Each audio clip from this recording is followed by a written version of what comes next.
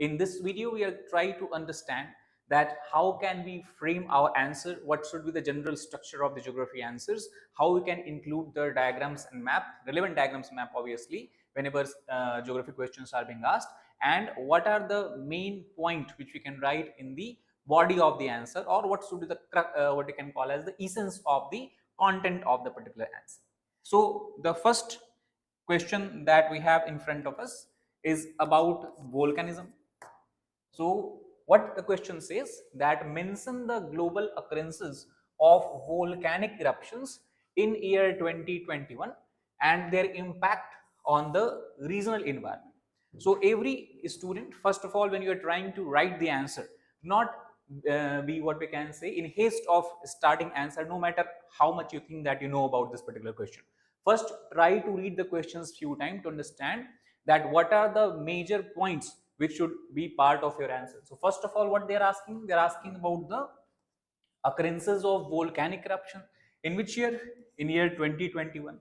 And then you have to relate that how the volcanic eruptions of year 2021 has impacted the regional environment of the particular region.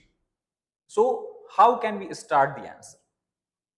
So first of all, every questions, if you talk about especially geography, if there is some technical terms, some geographical terms that has been mentioned, so one of the way of starting your introduction part, if we talk about, obviously, I think all of you know that the general structure of any good answer should be divided into three parts: introduction, the first part, then the main body of the answer, and then finally the conclusion of the answer. So what we can write here in the introduction part, so UPSC has made it much more simpler for you because they already have given the term volcanic eruption. So simply what you can do, you can start with defining what is a volcanic eruption. So you can simply define what is a volcanic eruption. So volcanic eruption, we can write the definition that is in your body. Introduction. So the definition of volcanic eruption, such as volcanic eruption is the movement of the magma from within the Earth's crust up to the surface via cracks and breaks in the Earth's crustal rock. And finally, the volcanic eruption happens, and then the lava cool, solidify, and develop into different volcanic landforms. So this can be the main part of your introduction. Then what they are asking, mention the global occurrences of the volcanic eruption. Now this is again a very important term, because most of time we know about volcanic eruption that might have happened, but all these volcanic eruption which you might be writing about might have happened in the same area of the world. For example, many times students can write 3-4 examples of the 2021 volcanic eruption, but all these might be examples of Asia, or all these might be examples of Europe, or all these might be examples of, let's say, South America. However, that is what we have to basically make sure, that when you are giving the examples and when you are mentioning the global occurrences, right from all across the world, one to examples from different regions of the world you can add. So then in the body part, first you can start with the examples of volcanic eruptions or the major volcanic eruptions that we have witnessed in year 2021. So for example, what we can write? We can write like that. First, there was Tal volcano that has erupted. Tal volcano has erupted where? In the... Hello students, welcome to Legacy IAS Academy. In today's video, we are going to discuss about few previous year questions from the subject of geography that has been asked in the UPSC GS mains examination. In this video, we are trying to understand that how can we frame our answer, what should be the general structure of the geography answers, how we can include the diagrams and map, relevant diagrams map obviously, whenever geography questions are being asked, and what are the main point which we can write in the body of the answer, or what should be the what we can call as the essence of the content of the particular answer. So the first question that we have in front of us is about volcanism. So what the question says, that mention the global occurrences of volcanic eruptions in year 2021 and their impact on the regional environment. So every student, first of all, when you are trying to write the answer, not be what we can say in haste of starting answer, no matter how much you think that you know about this particular question. First, try to read the questions few times to understand that what are the major points which should be part of your answer. So first of all, what they are asking? They are asking about the occurrences of volcanic eruption. In which year? In year 2021. And then you have to relate that how the volcanic eruptions of year 2021 has impacted the regional environment of the particular region. So how can we start the answer? So first of all, every questions, if you talk about especially geography, if there is some technical terms, some geographical terms that has been mentioned, so one of the way of starting your introduction part, if we talk about, obviously, I think all of you know that the general structure of any good answer should be divided into three parts: introduction, the first part, then the main body of the answer, and then finally the conclusion of the answer. So what we can write here in the introduction part? So UPSC has made it much more simpler for you because they already have given the term volcanic eruption.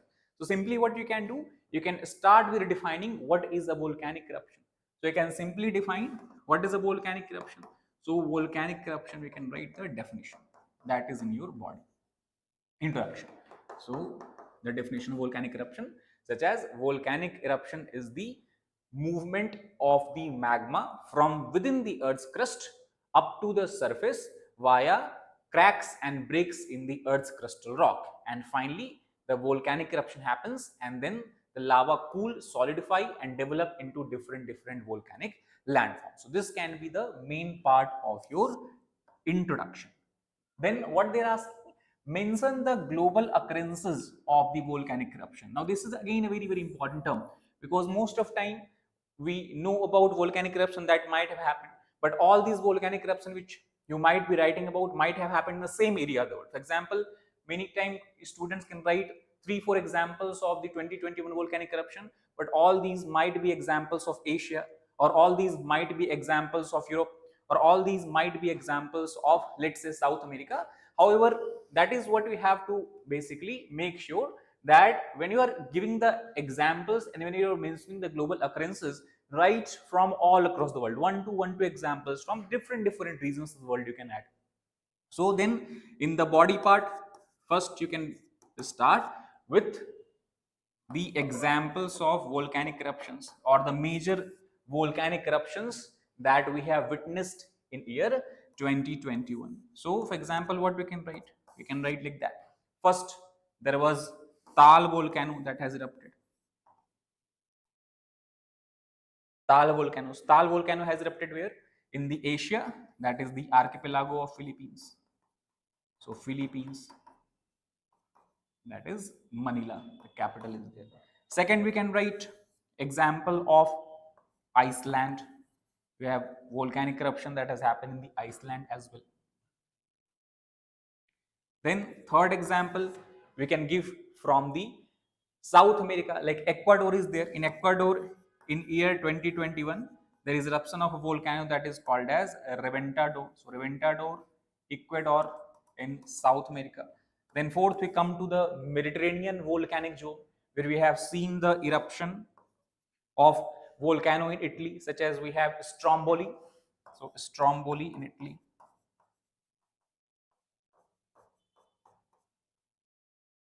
Then apart from that, again across the ring of fire, we can give example of another very important volcano that erupted, that is Krakatau in the Indonesia. So these are the 5 examples, and obviously more examples you can add. So again, introduction, the definition of volcanic eruption in body part. The first part, we have to write all the major volcanic eruptions from all across the world. Bring diversity into your answer. That should be the main goal, at least in the general studies. You do not have to cover a very extensive depth, or not have to go very extensive in the extensive depth of the answer. You have to increase your area by bringing diversity and by increasing the, what we can say, number of examples of different questions. So that is the first part of the body. Second, what it says, if you look at the question, second it says, and mention their impact on the regional environment. Keep in mind here the question, basically the word limit is only 150 words, so do not have luxury of writing a lot. So next what we can write about is the impact on the regional environment. Now when you are writing the impact, do not write all the impacts in like point form like 1, 2, 3, 4, 5, 6, 7.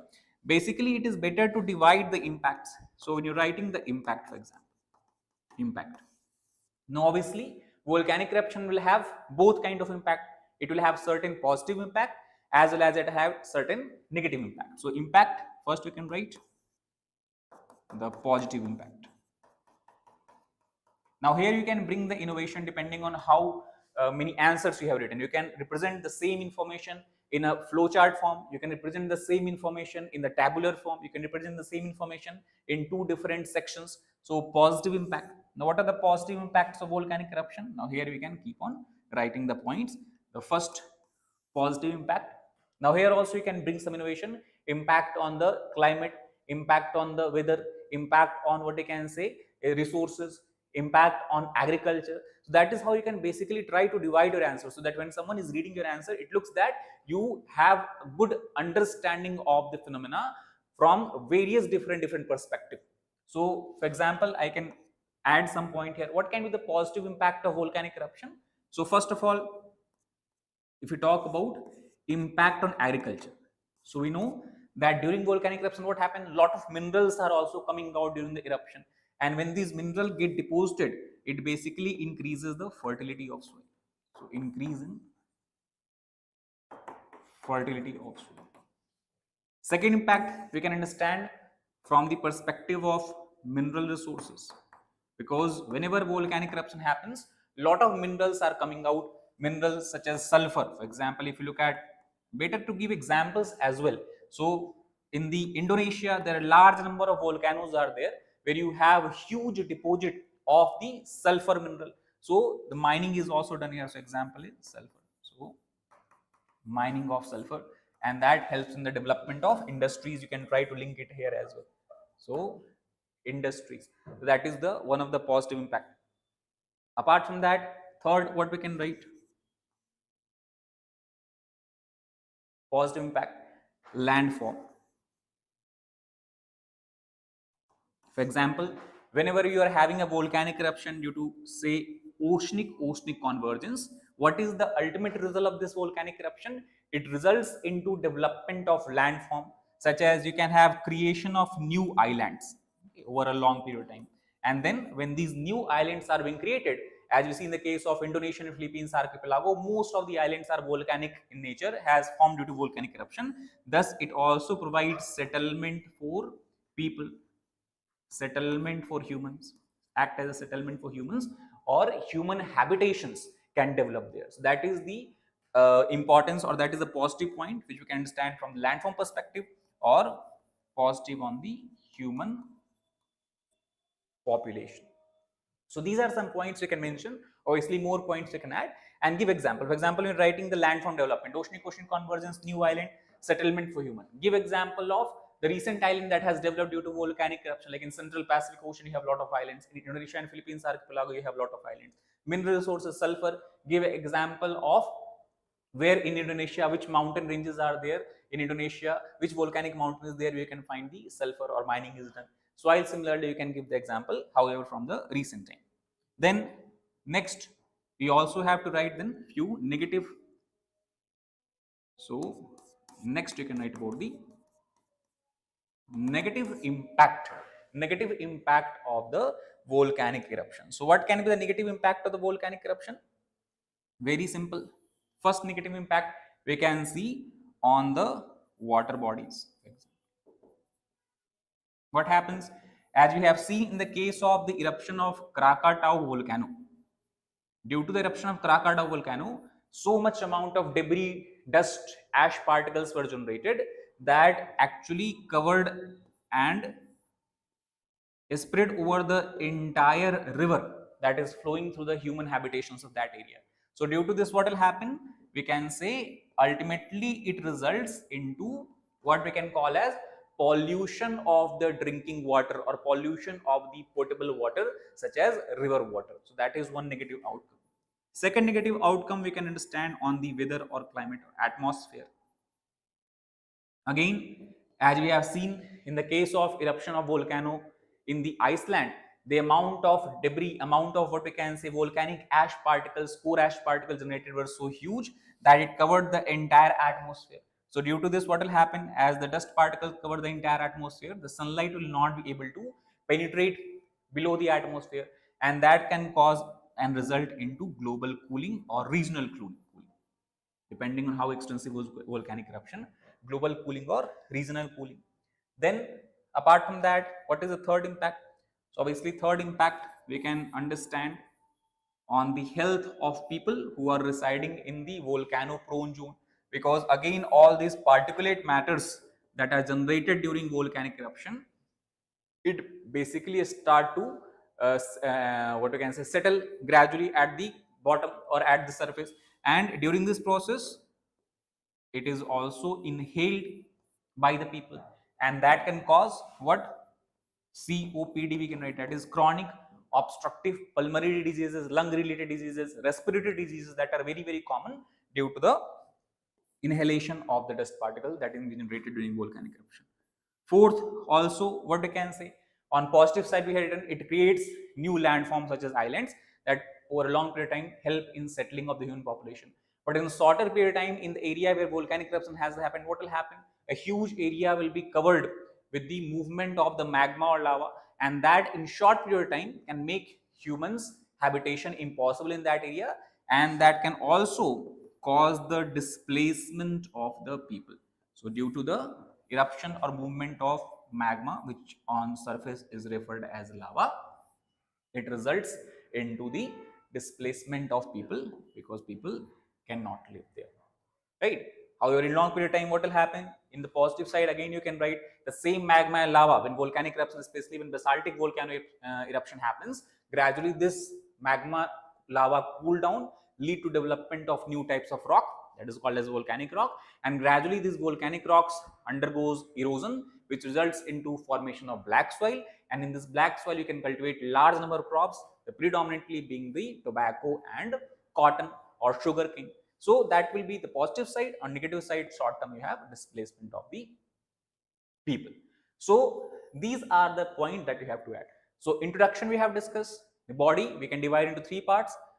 First, the name of the major volcanic eruption in 2021 from across the world, then impacts, positive impact, negative impact, and finally you can write the conclusion. In conclusion, simply what you can write, not have to think of very innovative or very unique conclusion. In conclusion, simply you can end the answer by saying that thus, as you can see, the volcanic eruption has a huge impact on the people, environment, that is and people and the environment around which volcanic eruption has happened, and that will be the end of your answer. So that is how we can answer this particular question. Again, we can revise it briefly, that we have this. This is how the structure of an answer should look like. It was a 150 words question of 10 marks. So I hope you understood about this particular question. Now let us look at one more question that has been asked by the UPSC. This is a slightly bigger question with 250 words and 15 marks. So here the question is simply briefly mention the alignment of major mountain ranges. Briefly mention the alignment of major mountain ranges of the world and explain their impact on local weather conditions with examples.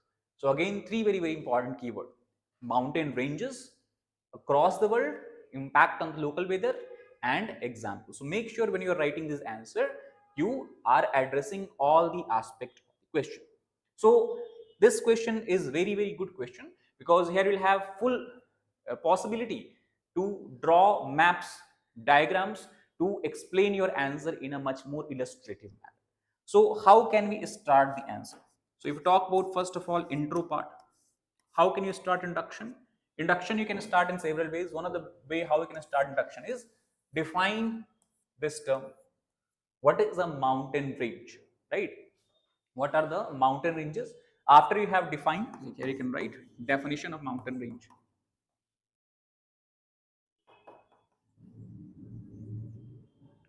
And here you can write few examples as well. Then coming to the body part, In body part, you can start with drawing a map of the world. And what you will draw on the map of the world? So obviously, you have to discuss about the major mountain range of the world. So best way is you draw a world map where you can mention all the mountain ranges. Your map need not be very accurate in nature. That is one mistake that students do. They think that they have to draw everything very properly. Many times they start using the pencils and all that, but do not have so much luxury of time in examination. So the main objective or the main purpose of drawing a map should be that you are clearly presenting your understanding to the examiners, and slight differences or slight change in the actual boundaries of the countries continents are permitted. So it should be a brief outline. So for example, if we talk about, you can start with North America from west here. We have North America, and then here we can add South America, right? Then here you have Greenland, then here you have Europe,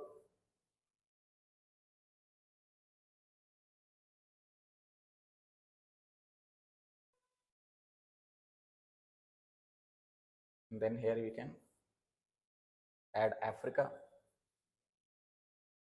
right? Then here you have Horn of Africa, here you have the Arabia, then here you can have India, and then you can keep drawing here Southeast Asia and all, right? And here it will come to this side. So this side will be Russia, and here some islands you can draw, like Indonesia and all these islands. So major mountain ranges we have discussed. Now we have, in 10 to 15 seconds, we have drawn the world map. Now you can represent these world maps. So what are the major mountain ranges? So first is here on the western coast of North America, we can draw. Several mountain ranges are there from north to south. In the northern part, you have Alaska range. Then here you have Rocky Mountains, then you have Cascade Range. So make sure that you are labeling the mountain ranges properly and and their location is clearly mentioned here. So Alaska Range, Rocky Mountain, Cascade Range. Similarly, on the eastern coast of North America, here again you have very old mountain, that is the Appalachian Mountain. So Appalachian Mountain Range. Then you come here on the western coast of South America, you have a single mountain range that is called as Andes Mountain here. Then you have Greenland, you have East Greenland Mountain here, East Greenland Mountain here. Then here in the northwestern Europe, you have around Norway and Sweden, the mountain is called as Scandinavian Mountain, right? Scandinavian Mountain. Then obviously in mid-continent, here we have Alps, here we have Carpathians, right? So Carpathian here, different Alps are there. Then here you have Himalayas.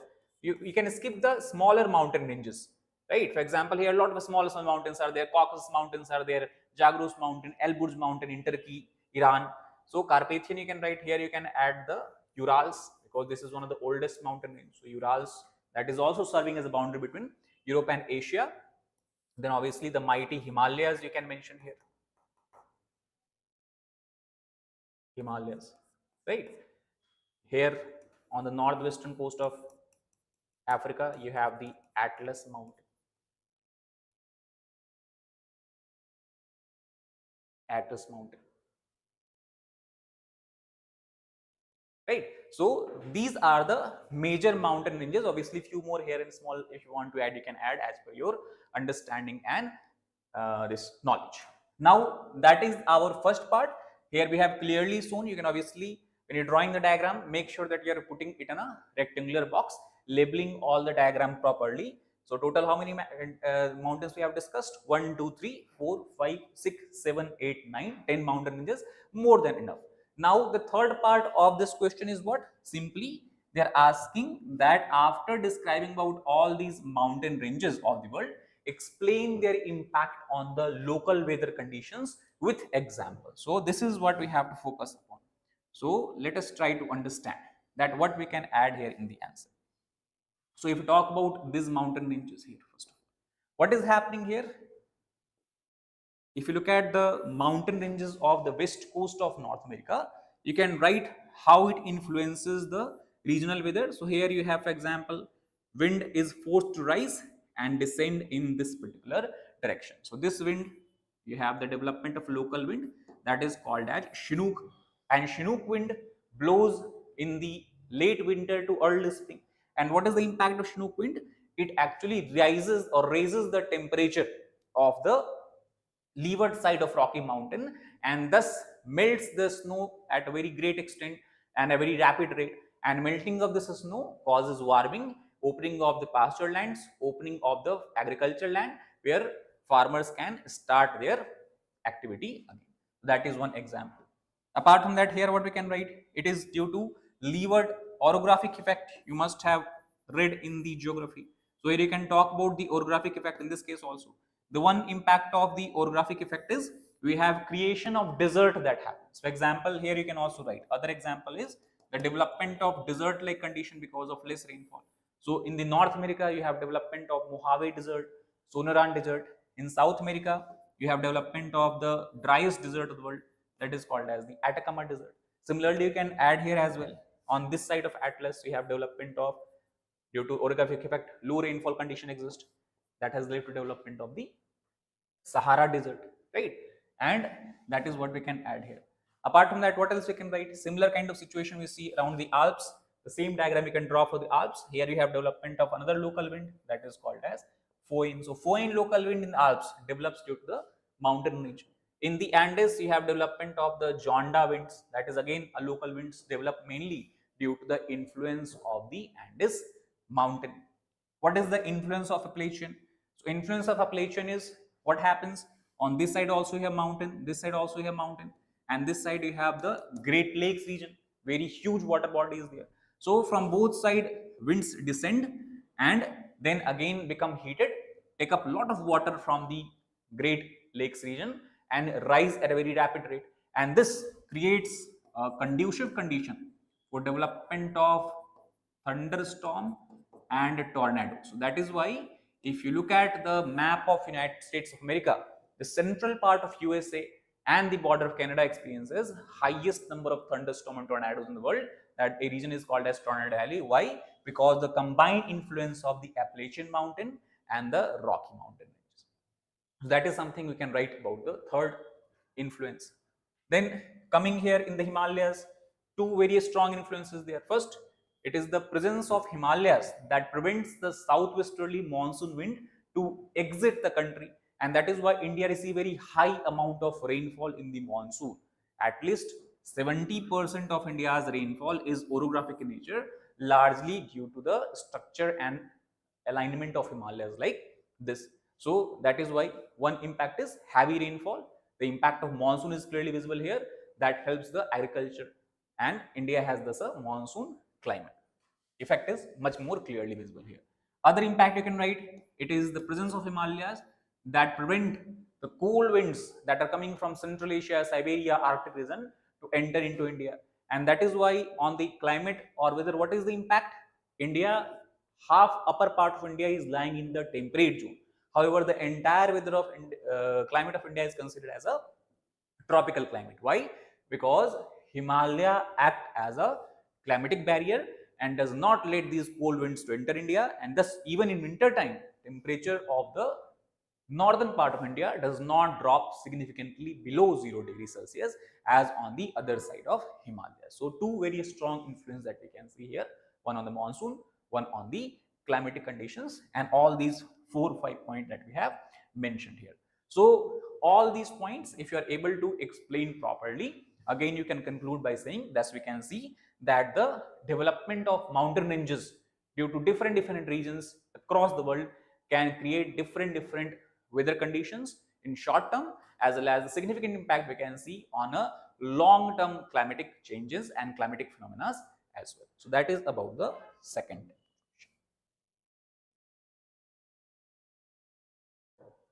The third question again is a very simple straightforward question that was asked for 10 marks. 150 words is the limit obviously.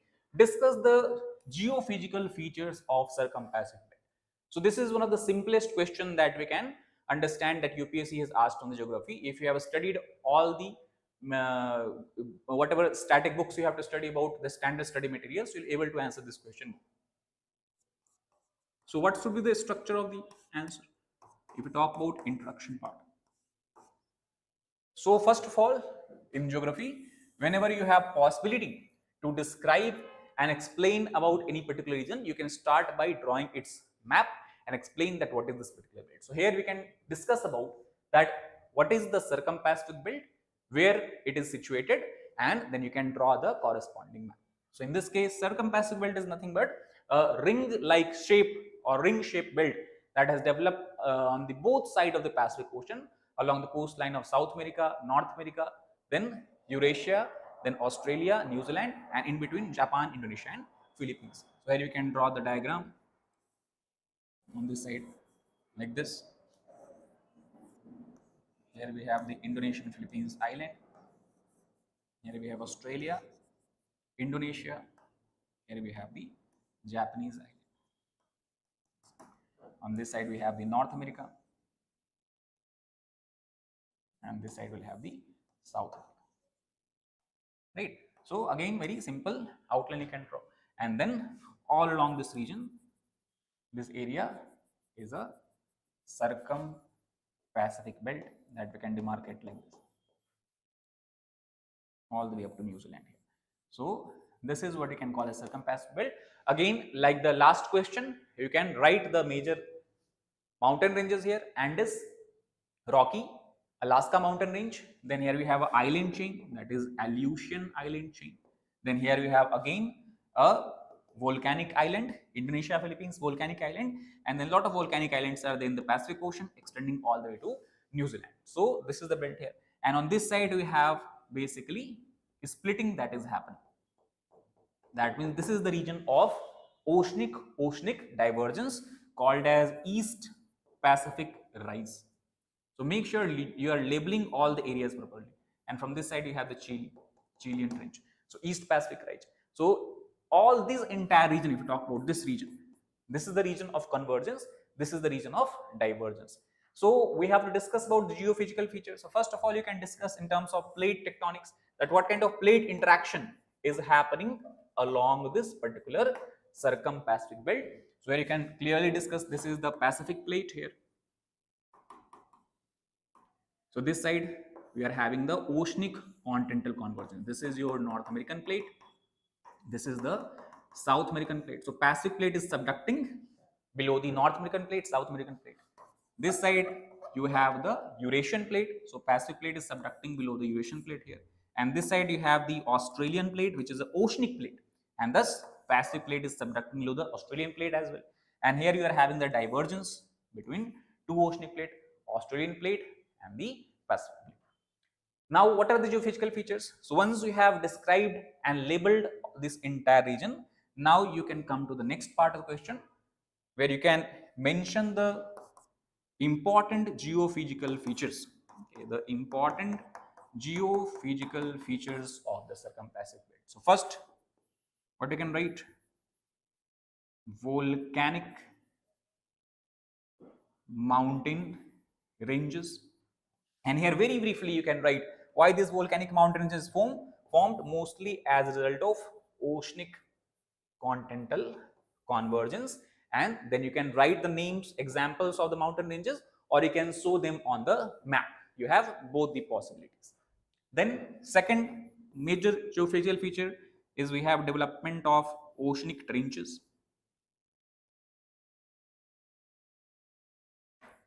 Oceanic trenches. Why oceanic trenches has developed? Again, because of both O convergence that is happening in the southern part. Here we are having the O convergence and also oceanic continental convergence.